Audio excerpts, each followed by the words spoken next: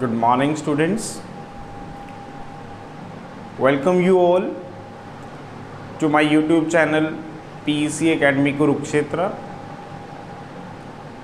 मेरे प्यारे विद्यार्थियों, आज जो टॉपिक मैं आपके साथ डिस्कस करूंगा बहुत ही इम्पॉर्टेंट टॉपिक है। कई बार एग्ज़ाम में इस टॉपिक को फाइनल एग्ज़ाम में एग्ज़ामिनर जो है पुट करता है। ये टॉपिक मैंने chapter 8 motion, chapter 9 force and law of motion class 9 से लिए। बहुत ही इम्पॉर्टेंट टॉपिक है। क्या टॉपिक है आप मेरी बैक स्क्रीन पर देख पा रहे हो। The topic is Newton's law of motion. Newton's आप सभी जानते हैं, बहुत ही फेमस पर्सनैलिटी, बिगेस्ट साइंटिस्ट, बहुत बार इनको नोबेल प्राइज़ भी मिले। तो Newton's law of motion very very important article. Frequently आपके एग्ज़ाम में ये पूछा जाता है, एवरी टाइम मस्ट, ये आता ही आता है टॉपिक। तो आज का जो विषय है हमारा, वो विषय है न्यूटन्स लॉ ऑफ मोशन। और मेरे प्रिय विद्यार्थियों, जल्दी ही इसकी वीडियो मैं आप तक शेयर कर दूंगा और उम्मीद है इस वीडियो से आपको ये आर्टिकल अच्छे से समझ में आ जाएगा।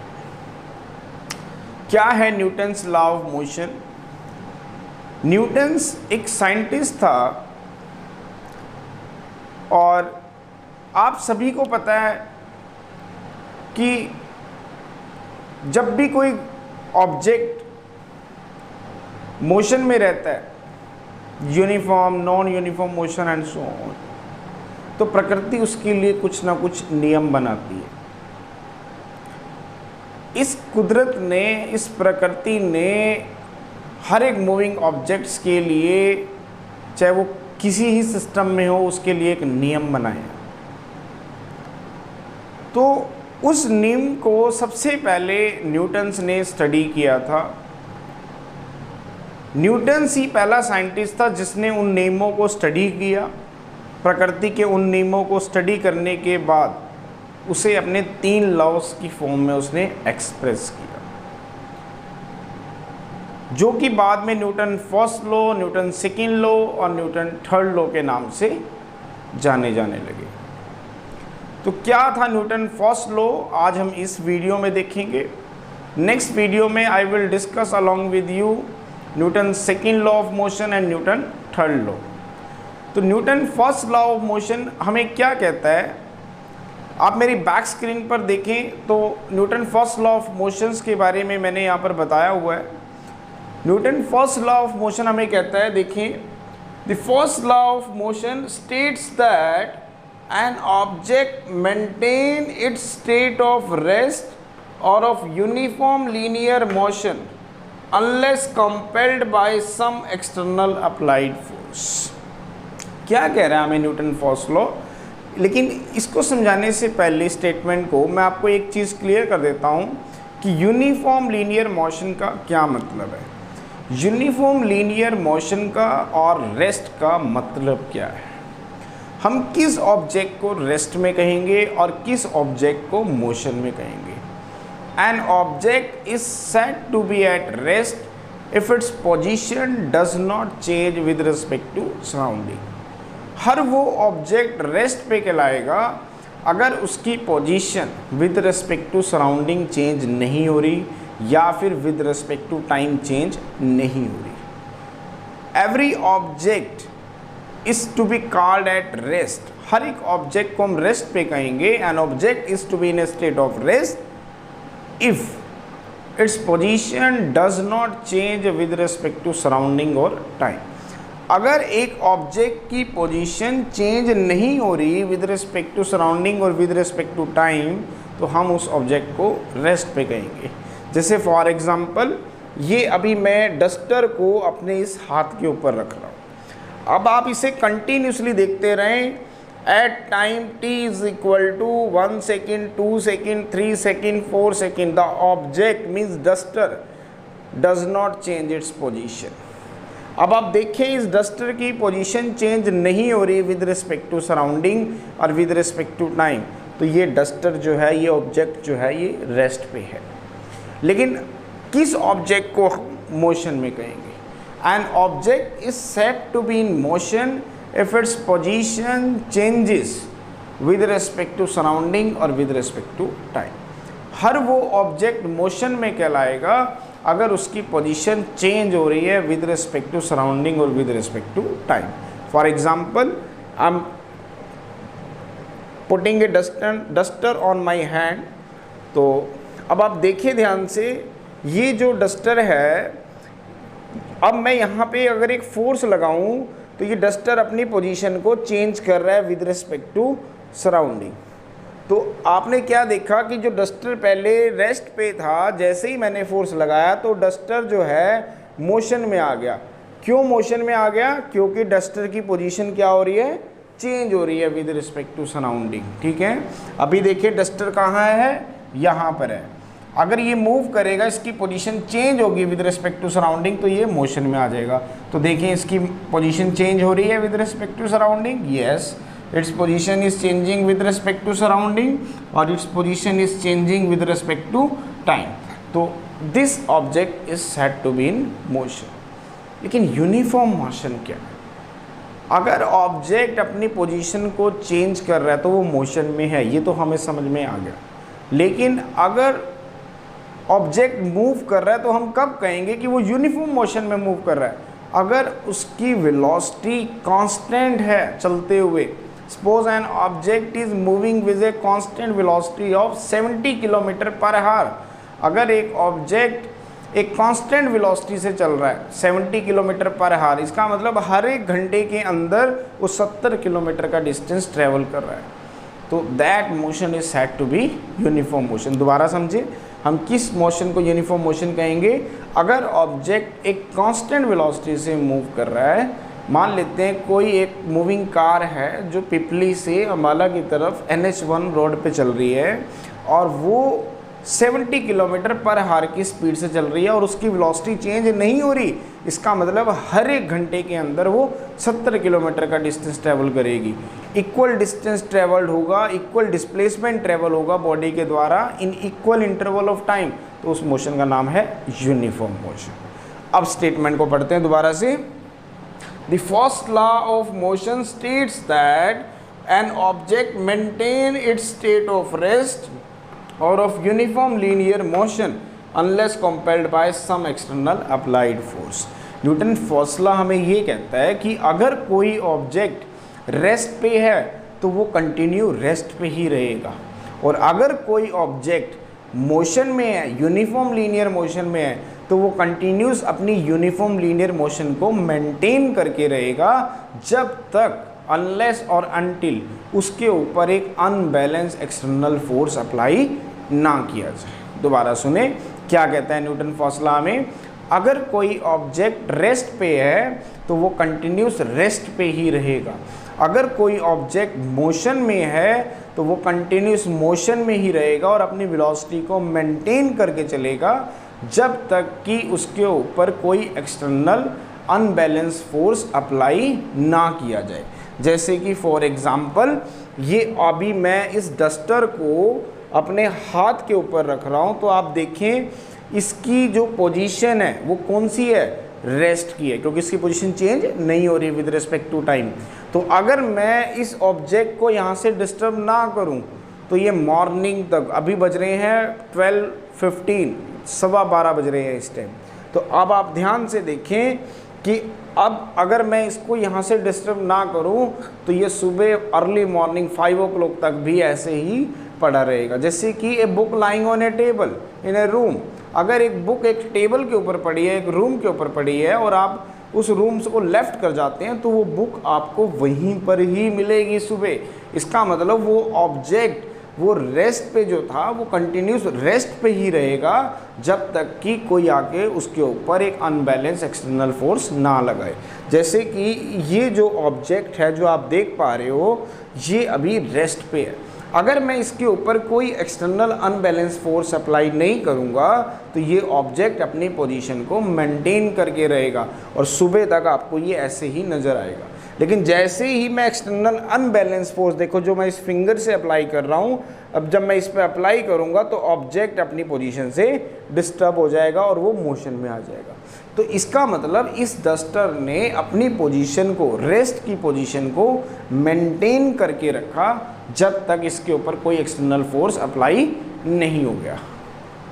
दूसरा एग्जाम्पल, जैसे कि आपका घर, आपका स्कूल एट्सेट्रा, वो सभी रेस्ट पे हैं जब तक कि कोई एक्सटर्नल अनबैलेंस फोर्स उस पर अप्लाई ना किया जाए, वो वहीं पर ही मिलेंगे आपको। जिससे कि आप मेरी बैक स्क्रीन पर ये जो बोर्ड देख पा रहे हैं, वाइट बोर्ड, ये रेस्ट पर ही है जब तक कि मैं इसे यहाँ से डिस्प्लेस नहीं करूँगा।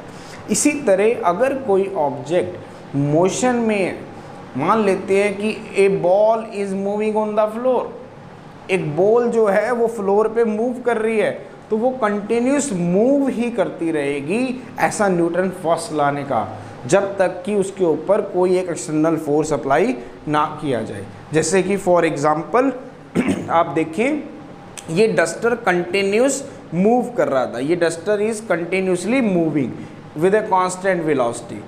ये तब तक अपनी पोजीशन को, मतलब अपनी मोशन को चेंज नहीं कर सकता जैसे कि एक एक्सटर्नल फोर्स यहाँ से आया और उसने क्या किया, इसको रोक दिया। दोबारा देखें, the duster is moving with a constant velocity. अभी देख रहे हैं आप, डस्टर एक कांस्टेंट वेलोसिटी से आगे चल रहा है और अपनी वेलोसिटी को मेंटेन कर रहा है। जैसे ही एक एक्सटर्नल फोर्स यहाँ से आया तो उसने क्या किया, डस्टर को स्टॉप कर दिया। इसका मतलब ये डस्टर अपनी मोशन को मेंटेन करना चाहता था, लेकिन जैसे ही सामने से एक्सटर्नल फोर्स आया तो उसने इसकी मोशन को डिस्टर्ब किया और इसको रेस्ट पे लेके आ गया। तो मतलब अगर कोई बॉडी मोशन में है तो वो कंटिन्यूस मोशन में ही रहेगी जब तक कि कोई एक्सटर्नल फोर्स उसे, अनबैलेंस एक्सटर्नल फोर्स उसे डिस्टर्ब करने की कोशिश ना करे, उसकी स्टेट को चेंज करने की कोशिश ना करे। तो न्यूटन फर्स्ट लॉ हमें ये कहता है कि an object is to be at rest और in a uniform linear motion unless और until an external applied force is applied on it. कि कोई बॉडी अगर रेस्ट पे है तो वो कंटिन्यूस रेस्ट पे ही रहेगी, और कोई बॉडी अगर मोशन में है तो वो कंटिन्यूस मोशन में ही रहेगी अनटिल और अनलेस, जब तक उसके ऊपर कोई एक्सटर्नल अप्लाइड फोर्स ना लगाया जाए अनबैलेंस अमाउंट में। तो this law has two part, इसके दो पार्ट है। First is law of rest and the second is law of motion. Law of rest हमें क्या कहता है, according to first law of rest an object at rest will remain at rest. अगर कोई object rest पे है तो वो कंटिन्यूस रेस्ट पे ही रहेगा unless compelled by an some external unbalance force, जब तक कि उसे कंपेल ना किया जाए किसी एक्सटर्नल अनबैलेंस फोर्स के द्वारा। फ्रॉम आवर डेली एक्सपीरियंस, आप डेली लाइफ में अपने जो एक्सपीरियंसेस मैं आपके साथ अगर शेयर करूं, तो आप डेली स्कूल जाते हैं, तो क्या आपको स्कूल उसी लोकेशंस पे नहीं मिलता है, क्योंकि वो रेस्ट पे है। वो तब तक अपनी पोजीशन से डिस्प्लेस नहीं होगा जब तक कि कोई एक्सटर्नल अनबैलेंस फोर्स उसे कंपेल नहीं करेगा। इसी तरह अगर आप एक टेबल के ऊपर एक बुक को रख देते हैं और रूम को लेफ़्ट कर जाते हैं, तो वो बुक आपको जब सुबह आएंगे आप उस रूम के अंदर, तो वो उसी टेबल पे उसी पोजीशन पे ही मिलेगी जब तक कि कोई अनबैलेंस फोर्स उसे डिस्टर्ब ना करे। In fact, any object placed in our house does not change its state of rest. कोई भी आपके हाउस में कोई वस्तु रखी हुई है, कोई सामान रखा हुआ है, वो तब तक अपनी पोजीशन को चेंज नहीं करेगा जब तक कि आप अनबैलेंस फोर्स के द्वारा उसे चेंज करने की कोशिश नहीं करेंगे। Unless some body apply a force on it to disturb it state of rest, जब तक कि कोई एक्सटर्नल पर्सन एक कोई फोर्स ना लगा दे, अनबैलेंस फोर्स ना लगा दे उसके ऊपर, उसको डिस्टर्ब करने के लिए। मैं एक एग्जांपल से और समझा रहा हूँ। जैसे कि आप देख रहे हैं कि ये डस्टर जो है मैंने अपने हाथ के ऊपर रखा हुआ है, और अगर मैं इसको डिस्टर्ब ना करूँ, इसके ऊपर एक एक्सटर्नल अनबैलेंस फोर्स ना लगाऊँ, तो ये डस्टर कंटिन्यूस रेस्ट पे ही रहेगा। लेकिन जब मैं इसके ऊपर एक एक्सटर्नल अनबैलेंस फोर्स अप्लाई कर दूंगा, तो ये डस्टर किस में आ जाएगा, मेरा मोशन के अंदर आ जाएगा। इसी तरह हमारे पास सेकंड पार्ट है। Now this is the second part of law of motion. क्या कहता है वो हमें, an object in motion would continue to move with same velocity unless compelled by some external force. अगर कोई ऑब्जेक्ट मोशन में है, मान लेते हैं यूनिफॉर्म मोशन में है, वो सेम वेलोसिटी से मूव कर रहा है, तो वो कंटिन्यूस सेम वेलोसिटी से ही मूव करता रहेगा जब तक कि कोई एक्सटर्नल फोर्स उसे उसकी मोशन को रोकने की कोशिश नहीं करेगा।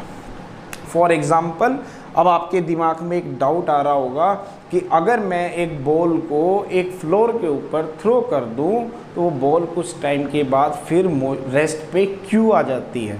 क्योंकि मेरे प्यारे बच्चों, वैसे तो बॉल मोशन में रहना चाहती थी according to Newton first law, लेकिन कोई ना कोई ऐसा एक्सटर्नल फोर्स था जो उसकी मोशन को डिस्टर्ब कर रहा था। वो कौन सा फोर्स था? फ्रिक्शनल फोर्स, जो उस बॉल के और उस फ्लोर के बीच में लग रहा था। अगर मैं एक फ्लोर लूँ, दिस इज़ द फ्लोर, और यहाँ पे अगर एक बॉल को लीनियरली एक वेलोसिटी v से मैं मूव कराऊँ, तो ये बॉल तो कंटिन्यूस मोशन में ही रहना चाहती है। लेकिन आपके दिमाग में एक डाउट आ गया कि तो फिर ये बॉल रुकी क्यों? क्योंकि कहीं ना कहीं कोई एक ऐसा एक्सटर्नल अनबैलेंस फोर्स था, वो एक्सटर्नल अनबैलेंस फोर्स इसकी मोशन को डिस्टर्ब कर रहा था, और उस एक्सटर्नल अनबैलेंस फोर्स का नाम क्या था? Frictional force. तो वो बॉल कंटिन्यूस मोशन में ही रहना चाहती थी, लेकिन फ्रिक्शनल फोर्स की वजह से, जो कि इस बॉल और इस फ्लोर के बीच में लग रहा था, उसने इसको क्या किया? रेस्ट पे ले आया, जिससे बॉडी जो है, जो मूविंग बॉल है, वो स्लो होनी शुरू होगी। It will continue slow down and finally it will come to at rest. ऐसा क्यों हुआ? क्योंकि एक एक्सटर्नल अनबैलेंस फोर्स था। अगर उस अनबैलेंस फोर्स को हटा दिया जाए तो न्यूटन फर्स्ट लॉ बिल्कुल काम करेगा, बॉल कंटिन्यू अपनी मोशन को मेंटेन करके रहेगी। अभी भी वो मेंटेन करने की कोशिश कर रही थी, बट फ्रिक्शनल फोर्स जो था, जो अनबैलेंस उसके ऊपर एक अपोजिट फोर्स लग रहा था उसकी मोशन के, वो उसको डिस्टर्ब कर रहा था, जिसकी वजह से वो बॉडी जो है स्लो डाउन होगी और फाइनली किस पे आ गई? रेस्ट पे आ गई। तो अगर हम फाइनली इसको एक स्मॉल लैंग्वेज में अगर हम इसको बात करें, तो न्यूटन लॉ हमें ये कहता है, Newton first law, N object is at rest is continue to be at rest, or an object is in uniform motion is continue to be in uniform motion unless or until an external force is applied on it. अगर कोई object rest पे है तो वो continuous rest पे ही रहेगा, और अगर कोई ऑब्जेक्ट मोशन में है तो वो कंटिन्यूस मोशन में ही रहेगा, अनलेस और अनटिल, जब तक उसके ऊपर कोई एक्सटर्नल अप्लाइड फोर्स ना लगाया जाए। तो this is the Newton first law of motion. My dear students, उम्मीद है कि मेरी इस वीडियो के थ्रू आपको ये Newton first law of motion अच्छे से समझ में आ जाएगा। तो at last my dear students, again I am saying, if you like my videos, like my efforts, then please don't be forget to like, share and subscribe it. अगर आपको मेरी वीडियोस पसंद आ रही हों, अगर मेरी एफर्ट्स, मेरी मेहनत आपके कंसेप्ट को सोल्व करने में आपकी मदद कर रही हो, मेरा ये चैनल अगर आपके कंसेप्ट को सिंप्लीफाई तरीके से, आपके डाउट्स को क्लियर करने में आपकी हेल्प कर रहा हो, then please don't be forget to like, share and subscribe it. धन्यवाद।